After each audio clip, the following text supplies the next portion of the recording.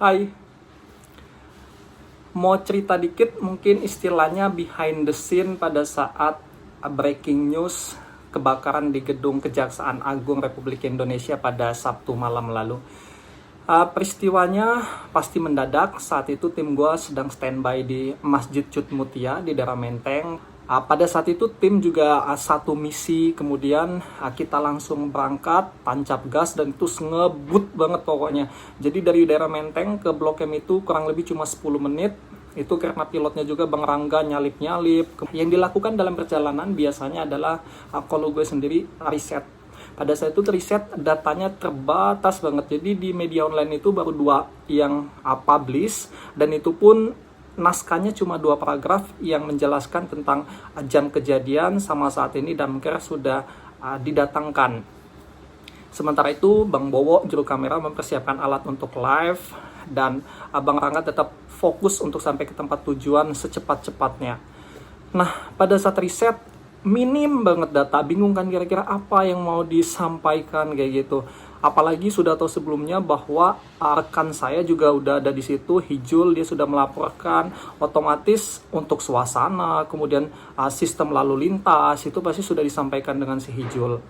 Ya, Caca, saat ini kalau terlihat di layar kaca Anda sudah mulai ada progres dari penanganan yang dilakukan tim damkar, di mana saat ini sudah mengerahkan 1 unit mobil pemadam kebakaran jenis Bronto, di mana kalau kita saksikan jenis Bronto ini mempunyai tangga yang bisa mencapai ketinggian sampai dengan 50 meter.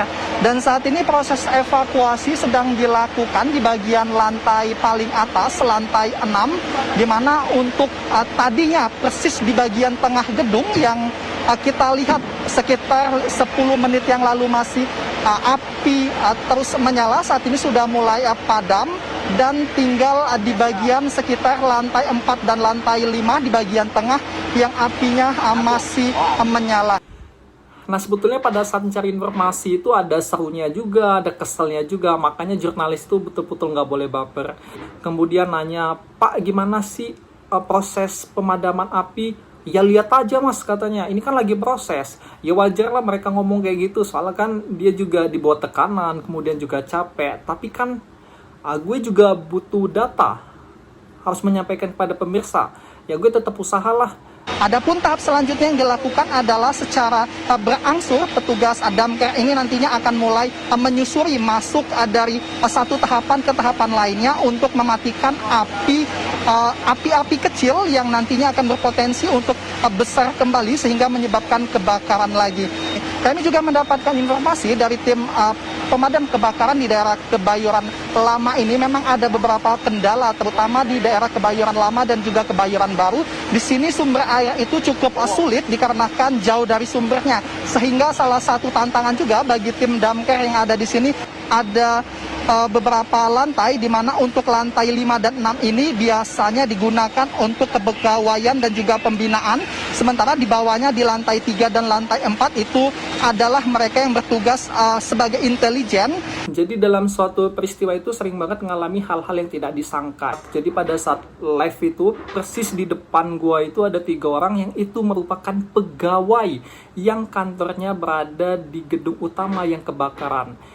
Bagaimana tahu mereka adalah pegawai? Awalnya nguping. Jadi pada saat peristiwa kayak gini tuh kuping betul-betul harus dipasang biar sensitif. Informasi sekecil apapun itu sangat penting sekali. Pegawai di gedung Kejaksaan Agung ini ada jumlahnya bertiga, namun mereka menolak untuk diwawancara. Namun tadi sedikit informasi yang mereka sampaikan bahwa untuk ruang Jaksa Agung sendiri, Burhanuddin itu tepat berada di lantai 2 dan posisinya persis di belakang logo kejaksaan yang mungkin terlihat di layar kaca Anda saat ini itu sudah terbakar. Biasa untuk menambah data, gue juga mengamati hasil pengamatan itu biasanya gue sampaikan. Salah satunya adalah saya tadi sempat menghitung menggunakan stopwatch Windy, di mana intervalnya ini cukup jauh sekali, antara rata-rata 7 sampai dengan 11 menit untuk datang dari satu pemadam kebakaran ke pemadam kebakaran lainnya untuk menyuplai air yang ada di sini. Lah dalam kurun waktu 7 sampai dengan 11 menit itu di bagian tempat beradanya gedung Burhanuddin selaku Jaksa Agung ini tadi sudah tidak menyala, namun saat ini kembali menyala lagi. Dan ini tentunya juga menjadi catatan Windy dan juga pemirsa, dikarenakan kalau kita lihat ini merupakan gedung yang krusial. Kemudian gedung Kejaksaan Agung merupakan salah satu titik yang fundamental ataupun gedung penting. Namun untuk penanganannya dapat dikatakan tidak begitu cepat. Terlihat di layar kaca Anda, itu adalah mobil pemadam kebakaran Bronto yang pertama. Kalau kita lihat debit air yang disemprotkan pun sangat kecil sekali. Jadi menurut gua pada saat breaking news itu ada dua jenis. Yang pertama, kita breaking news dalam kondisi yang sudah terencana dikarenakan breaking newsnya sudah terjadwal. Namun untuk peristiwa yang sejenis ini kita sama sekali buta, kemudian tidak ada bekal sama sekali.